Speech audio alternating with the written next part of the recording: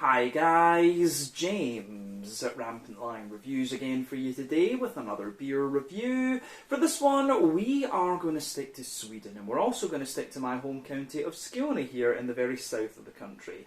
Now for this review we are returning to a brewery that's featured on the channel a couple of times before, but we are introducing something completely new from these guys that hasn't featured on the channel before. But the beer itself is a style that has been getting more popular in recent times. It's one that I've really grown to enjoy over the last wee while, and it's also got a twist to it which I very much enjoy. So needless to say, I'm very curious to see what this one is going to have in store for us. Hopefully it's another good beer. Hopefully it makes for an interesting review, and as always I hope that you guys watching enjoy my take on this one as well. So yeah, for this review then we are going to head down to Malmö, which is to the southwest of me here in Lund, and we're going to return to Malmö Brewing Company, but we're going to have a look at one of the beers from their new Ability brewing brand. So this particular beer is called Blueberry. It comes in at 6.7% ABV, and as the name suggests, this one is a blueberry wild sour ale. So yeah, I've had this beer for a couple of months actually. I think I got this one at the very end of 2022 or just at the very beginning of 2023, I honestly forget. But they released this one along with a blackberry version, or a blackcurrant version if I'm not mistaken, and I've always enjoyed blueberries a little bit more than blackberries and blackcurrants, and that was the main reason why I wanted to go with this one.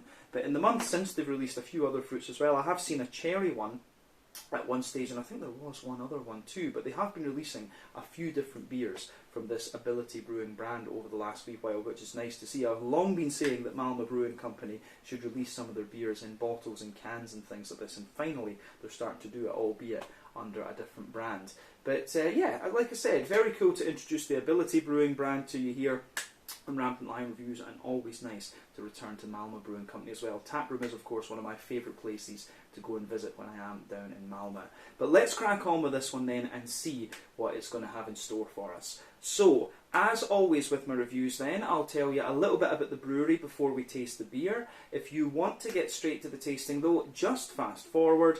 All the usual links can be found in the video description below. That's the brewery website, the link to my other reviews that I've done from Malmö Brewing Company before, and we'll see if there's if we'll make a separate list for the Ability Brewing brand or what we'll do there. I'll figure that out a bit later on. But there's all the usual social media down there. If you want to see more reviews, do please consider subscribing to the channel. The support that you give is massively appreciated. And remember, you can go into the channel homepage and search for beer based on geography. So just go in there, use the little search bar, put your hometown, state, county, province, prefecture, whatever you like in there. If I've reviewed beers from the area that you search for, they will pop up. Failing that though, you can check out the playlist of beers from different countries. You will of course find this one in the Swedish playlist along with many other things, and that is being added to quite a lot, and you can check out the playlist of beers from other countries as well. But yeah, let's go on to my brewery notes then, and I'll tell you a little bit about Malmö Brewing Company and the Ability Brewing brand. So, the history of Malmö Brewing Company actually goes back to 2002 when Anders Hansson and his parents bought the old Cheddar building in Malmö, and Anders said he'd been interested in this property for a long time, and it was the last surviving brewery building in Malmö city, having housed the Rechter brewery up until 1898. But he was interested in brewing from a very early age, and he'd been involved in the industry for a number of years before founding Malmö Brewing Company officially. But a lot of work was put into renovating the property, and the family operated it originally as a conference centre and nightclub, and they used the money from this to renovate the old brewery building, and the idea all along that they had was that they eventually wanted to found a brew pub. But in 2013 they opened up a beer garden in the Hemnestern, which is basically the harbour master's house if we translate it into English. This is right across from Malmö Central Station, but this stayed open only for a few years. I think it shut maybe in 2016 or 2017 if I'm not mistaken, and then in 2015 they opened up the tap room in the brewery building on Bergsgatan, which is down near Triangle in the city. But these days they're also producing mead under the name Malmö Meadery. They've got another brand as well, this one here called Ability Drinks, where they first started releasing hard seltzers after a visit to Florida in the States. This started back in 2020, and more recently of course they have started releasing beers through in cans and bottles through this brand as well. They also produce some jerky and things like that as well, which I think is also under the Ability brand if I remember correctly, or maybe it's just called Malmö Jerky or something, but that is very nice and I have tried a few different types of that, and it's really nicely done. But as of May 2023, when I'm filming this review for you, they've produced 350 different kinds of beer for the brew pub under the Malmö Brewing brand, according to Untappd, and then there's been 50 things released under the Ability Drinks or Ability Brewing brand, as it's called, and this includes the hard seltzers as well. When I had a little look at the list, there seemed to be about 20 or so different beers in there, and the ones that I've seen in the shops so far have been the sour beers like this one, the blueberry, the black currant or blackberry, whichever one it is, the cherry, and I've also seen a couple of imperial stouts from them as well, actually, and I'm sure they will continue to release more as time goes on. I've got no idea what kind of volume they're producing the Ability stuff on. I guess, you know, they'll be producing a couple of barrels of each of these beers a year, and you can see they've already got the vintage on them, so no doubt they will have prepared the vintages for next year and stuff like this as time goes on. But yeah, that is everything I can really tell you about Malmö Brewing Company and the Ability Drinks, Ability Brewing brand, however we're going to call it for this video. But yeah, like I say, you always get some really nice beers when you go to tap room, so I highly recommend that you do. They've always got about 10 or so taps with their own stuff, and you'll often find a variety of different styles in there. But yeah, let's go on and actually have a little look at this beer itself. So as you can see, this one is a big 750 milliliter bottle. It's a plain bottle cap on it, incidentally. You can see they've got this nice kind of top label on here, which is pretty cool, I have to say. And yeah, the bottom label down there as well is also quite nice, but it has a little bit of a blurb on the side here, which I'll just read out to you.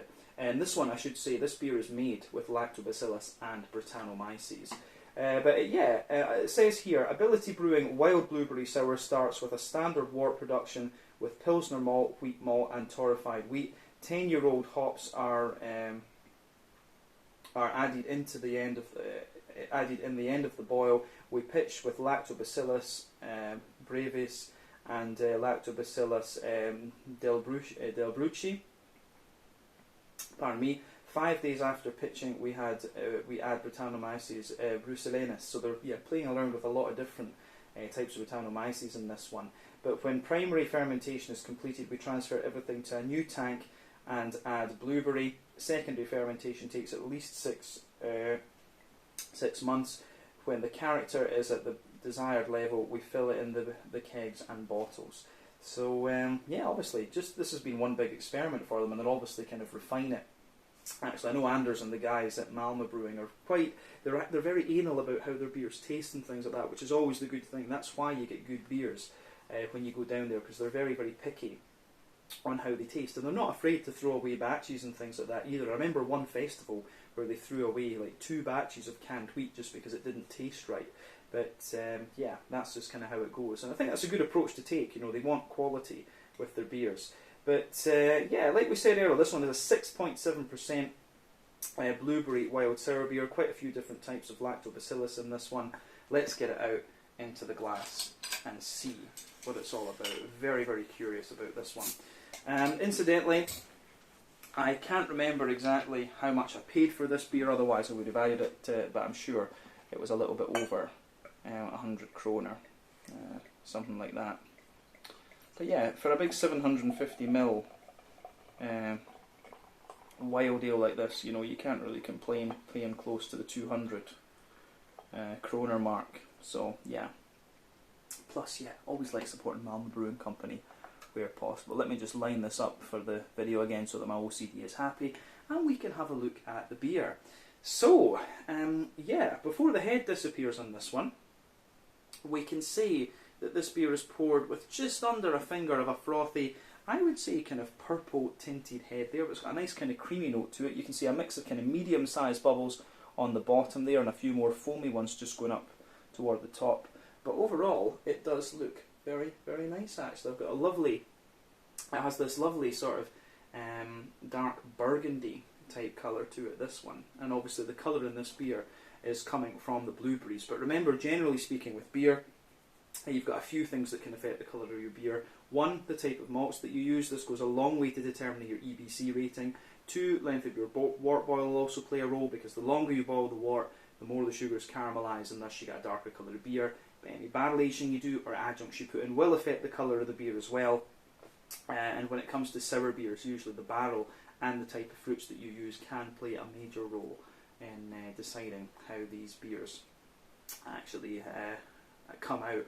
But yeah, like I say, lovely kind of sort of dark burgundy, dark burgundy, dark purple type colour to this one. One or two big bubbles sticking toward the side of the glass, a few little ones going up toward the bottom of the head there, which has incidentally faded down to be a nice thin foamy layer, and you've got a ring around the edge of the glass.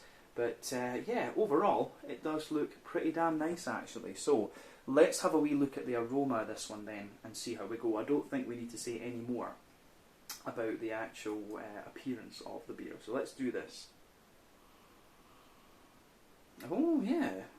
Now I have to say, aroma-wise, this is really quite nice actually.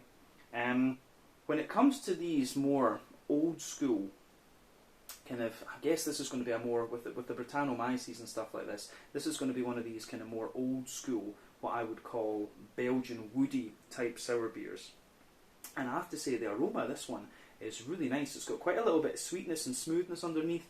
You've got the juiciness from the fruits, but you also have a lovely little bit of hoppy character with this one. It does recommend on the bottle that you could age this one until January 2027. You probably could even age it longer than that if you were of a mind to, but I wanted to try it and see what it was like, of course. But this one, it smells absolutely lovely. I think I'm going to enjoy this for sure. I've always been a big fan of blueberries, like I said, but there's just something about the aroma of this one. It just kind of hits the sweet spot for me, I have to say. So let's hope that the flavour of the beer kind of lives up to what I think it's going to be. But yeah, anyway, as I said, let's just break this down and describe it a wee bit more in depth. So the backbone of this beer, absolutely, you get some of that lovely kind of smooth oaky character coming out of this one. It's a little bit hard to tell whether it's, I think this one's most likely to be European oak because it has the smoothness. And the woody character you get out of this one, it actually reminds me quite a little bit of Rodenbach, I have to say. Because you've got that lovely smooth oaky character in there, but it also has a little bit of a, yeah, it also has a little bit more of a kind of, how would you say, it's got a little bit of a more kind of dryness to it. I've always said that European oak is a little bit drier than American oak. It's a different species of tree, of course, but yeah, this one has a really lovely smoothness to it. There's a little bit of vanilla in the wood as well, and then you've also got that just that lovely bit of dryness in the back of the nose from the you've got that lovely little bit of dryness in the back of the nose from the wood as well. So yeah, lovely stuff. The backbone of the beer, the malty side of things is really nice too. It's got a lovely kind of like fresh white bready bread crust to it, so I do really like. On top of that, you certainly get a lovely kind of fluffy white bread. There's maybe a little hint of like a wholemeal brown bready character in this one as well. But yeah, the way that goes together is also very, very nice. Yeah, the fluffy white bready character in there, the kind of wholemeal brown bready notes as well. Yeah, I do like that with this one. You can smell the wheat kind of densifying the beer out actually. You can certainly smell a little touch of the dryness from the Pilsner malt in there too, and you get a little bit of a kind of McVitie's digestive biscuity type sweetness out of this one. I'm very curious to know what Pilsner malt they've used. I know that I think it's Viking malts in Sweden that produce a nice Pilsner malt, and the breadiness that this one has really reminds me of that malt. So it wouldn't surprise me if that's what's in here. The Swedish Pilsner malt is a lot more bready rather than being crisp and dry in the same way that the German Pilsner malt is.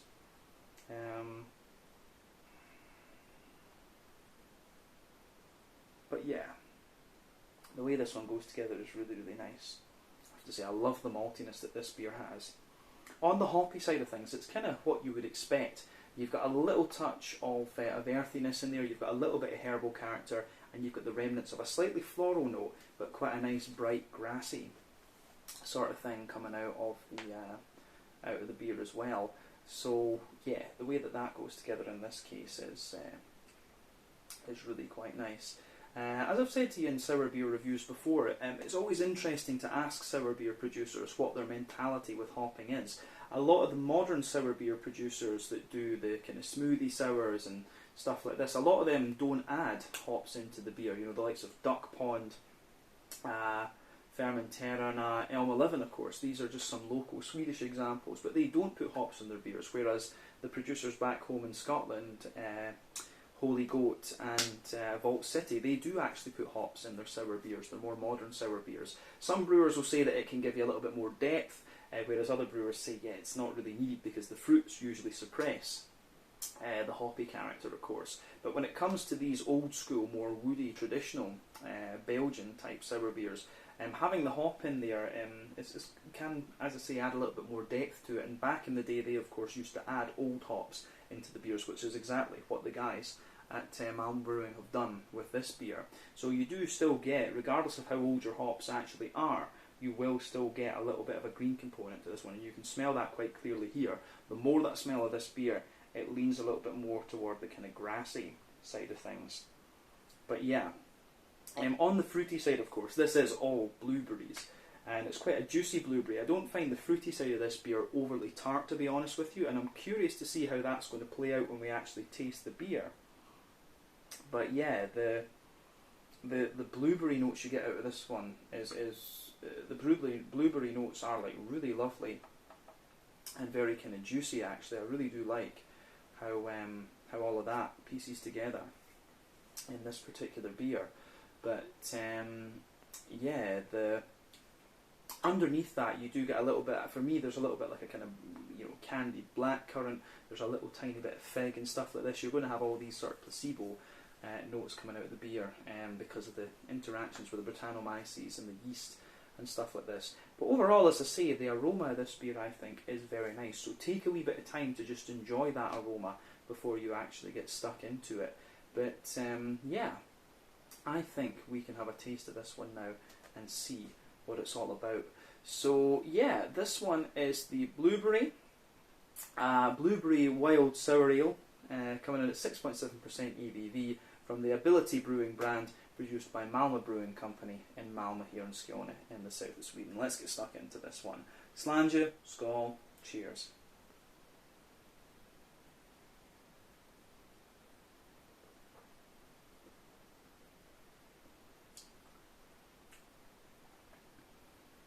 Yeah. I have to say, that's a really nice, enjoyable, just smooth sour beer. It's interesting, this one, because the way the flavours come out in this one is very different to what we've had, from what I've had in this style before.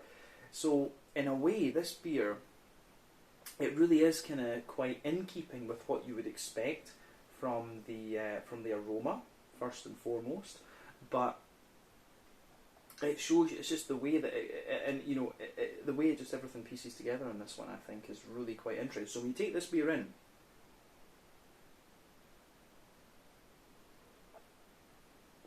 yeah, when you take this beer in, you have a really nice, you've got a really nice mix of, I would say, you get a little bit of the kind of sharp tartness in there, but this beer really mellows out. And one of the things I've always said, what I do really like about sour beers, and what makes a good sour beer is that having a really nice transition from the really sharp, punchy sourness in the beginning to having a mellow kind of aftertaste. One thing I'm not sure about with this beer is whether it maybe needed aged a little bit longer, because this is definitely, there's a lot of malty character to this one. I would say that this beer is quite malt heavy compared to other examples of the style that we've had before, and it's interesting because it does have a wee bit of that rawness of small batch brewing, and that's one of the things I always enjoy about Malmö Brewing's beers in the tap room, is they're always really good in flavour, but they just have this little bit of kind of malty, bready rawness to them, regardless of what style you go for.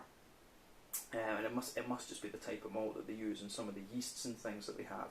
But yeah, this beer, it is certainly, when I think about the more old school Belgian woody type sours, as I would call them, the Huizes, the Flanders Reds and these kind of things, this one is really, this one is one of the more malty forward ones, but I like it. I really do like this beer.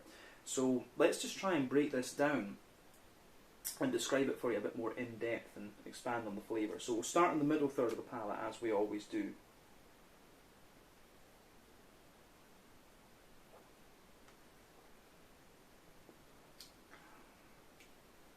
Yeah, so middle third of your palate then, you get a really nice kind of, you can feel the woody character that I was talking about in this one before. So it's a lovely kind of smooth, yeah, it's a lovely smooth oaky note that you get out of this one, which is great. So you can feel that lovely smooth, what I suspect is European oak in the base there. As I said, like as you go further back on the palate, you can feel the oak gets gradually drier.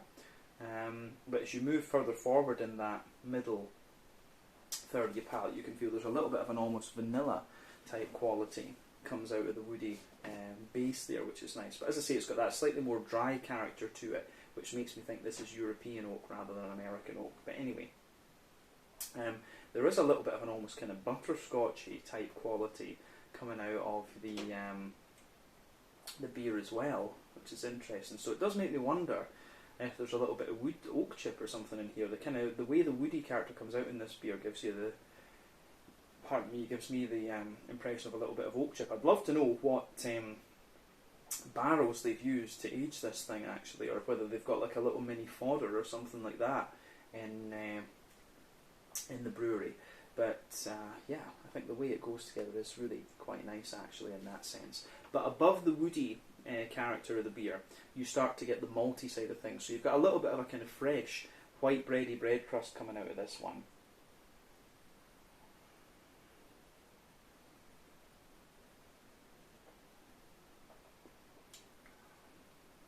So yeah, lovely kind of fresh white bready bread crust in there. On top of that, you have,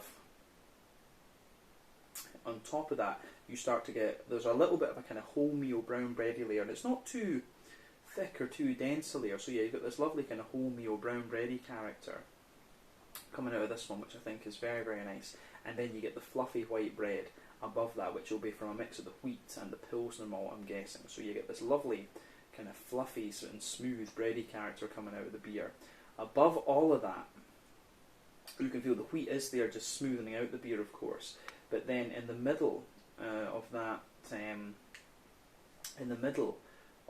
middle third of your palate, you do have a nice little bit of kind of, I would say you've got a nice little bit of kind of brown sugary character coming out of this beer as well. So let's just have a wee focus on that actually.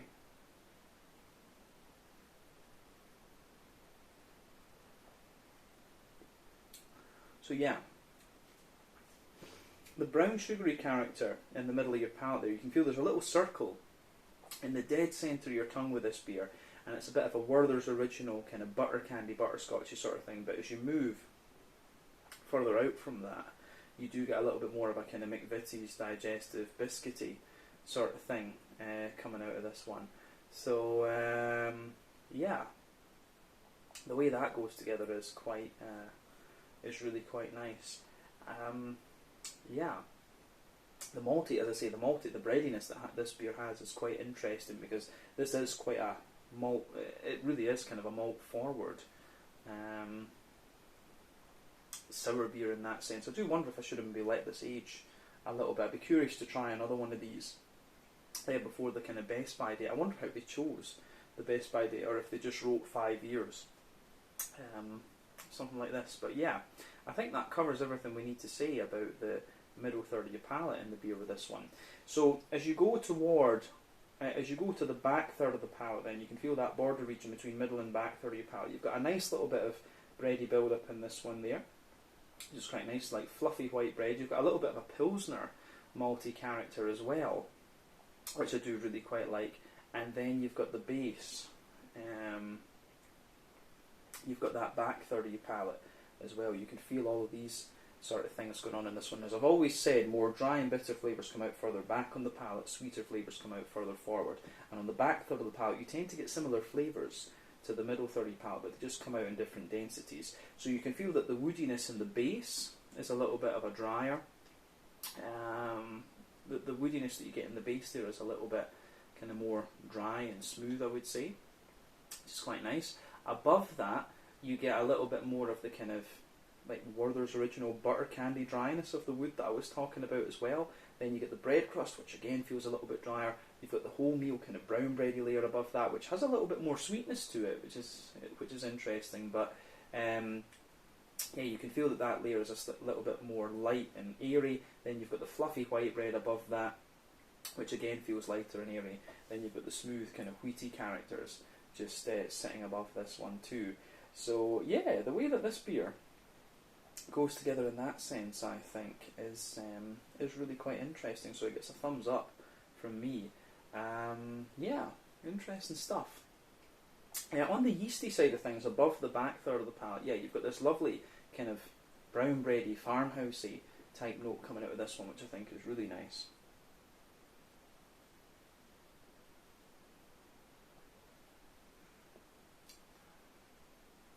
So yeah, the bready kind of farmhousey type qualities coming out of this beer are really quite interesting. And yeah, the way that that goes together is pretty nice, I have to say.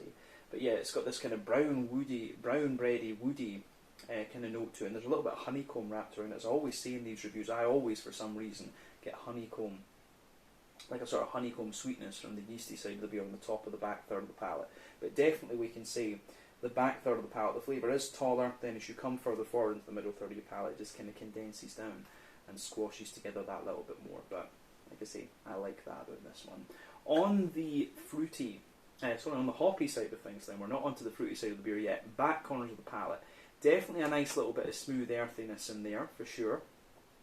And it's not too dry or bitter at all, quite smooth, like I said. You get a little bit of herbal character coming out of this one. Then as you push further forward toward the, in this one, toward the kind of front corners of the palate, you do get a nice, you get more of a kind of floral aromatic sort of thing coming out of this one, which I think is quite nice. But it's not too big and too floral. It is actually quite smooth and more kind of wet and oily in a sense. But round the front curve of the tongue, you've got a little bit of a lighter, more grassy type note coming out of the beer as well, which is good. So I like that.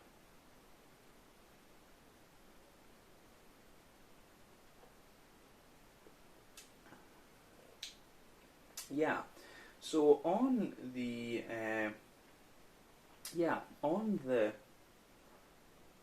the green side of things with this one, then on that green component, yeah, as I say, it leans more toward the grassy side of things, but you still get a little bit of that herbal, earthy sort of thing from these older hops in there, and that does go together quite nicely.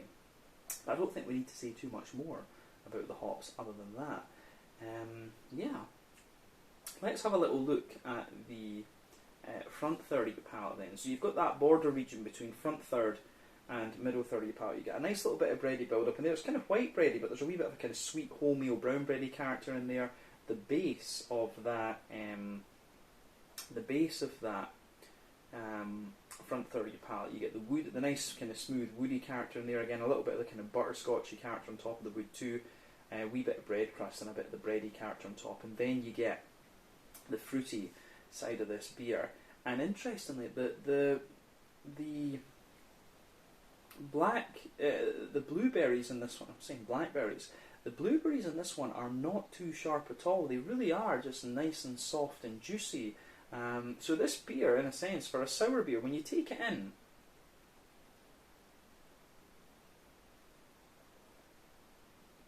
yeah, you get a little bit of tartness in the beginning, just right behind that front tip of the tongue. You will get a little bit of blueberry tartness in this one, but this beer doesn't have anywhere near the kind of impact flavour, the kind of impact tartness that you're going to get from other beers within this category. This is really a more soft, juicy and malty, smooth example of this this style. So I find that really interesting with this one. The blueberries are really like quite mild in this one. And yeah, as I say, I do like how that goes together. Yeah, this is awesome. It's quite interesting, this one. I always like, after 3,800 odd reviews, you want beers that make you think, and this beer has made me think a little bit, actually. So yeah, I think this is this really is interesting to try. Other than that, on the fruity side of things, you maybe have a little bit of there is maybe underneath like a little touch of a juicy fig, a little bit of candied strawberry. You've got some of these kind of placebo bits in here, but it is, of course, all about the blueberry. But like I said, this is a nice beer. I've enjoyed this one, but like I say, very malt forward for this style, and it's not madly sour, this one. It's more of a kind of woody, malty, kind of sweet sour beer, actually. But like I say, I like this one. So, yeah, let's round off this review with a wee look at the mouthfeel then.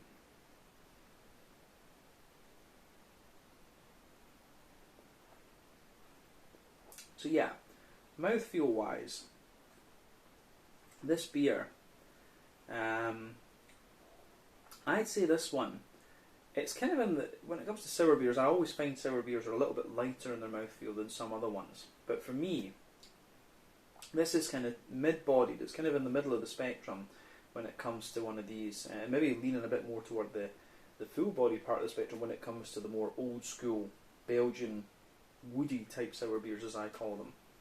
So this one is a little bit kind of bolder and a little bit more, yeah, it definitely has a little bit more of a kind of oily kind of character to it as well. So it's quite smooth, but at the same time quite oily kind of mouthfeel that you get out of this. In terms of IBUs, I think this beer is very low in that sense. It's probably about 5 or 10 IBUs at the absolute most. I don't think it's 0. I think there is a little touch of bitterness and dryness coming out of this one. As we said, the malt base has a lovely kind of woody dryness to it. You've got the kind of bready sweetness in the middle there, and also a few other things coming out of this one as well. But yeah, the way everything goes together in this beer, I think, in the malty side of things, it's really, really nice. But yeah, bit of dryness, as I say, a bit of smoothness, bit of sweetness, and the woody character also shows you a little bit of dryness and sweetness too, which is great. We talked about the hoppy side of things, then you've got a little bit of impact tartness, but yeah, really not a lot. The fruity character in this beer is more kind of sweet and wet rather than anything else. But yeah, like I say, this one, the flavours in this beer have come out in a completely different way from what I expected, but I have enjoyed how everything's pieced together in this beer, so it gets a big thumbs up for me. I'm curious to try the other ones in the range, like the cherry and the blackberry, so I'll need to have a wee look on the Systembolaget website and see what ones there actually are, but I know I can get these in Hansa in Malmö. But yeah, I think we can leave it at that for this one. So once again, thank you for watching my beer reviews. Until the next time, please like, subscribe, share, all the usual YouTube stuff. Let me know your own thoughts on this beer in the comments section below. Let me know what your favourite beers are from the Ability Brewing range by Malmö Brewing Company as well. And we will no doubt return to these guys again at some point in the near future. But I think this was quite a nice introduction. So I'm going to go away and enjoy the rest of this beer with my friend. And yeah, I'll see you guys in the next review. So, sláinte, skål, cheers, see you guys in the next one.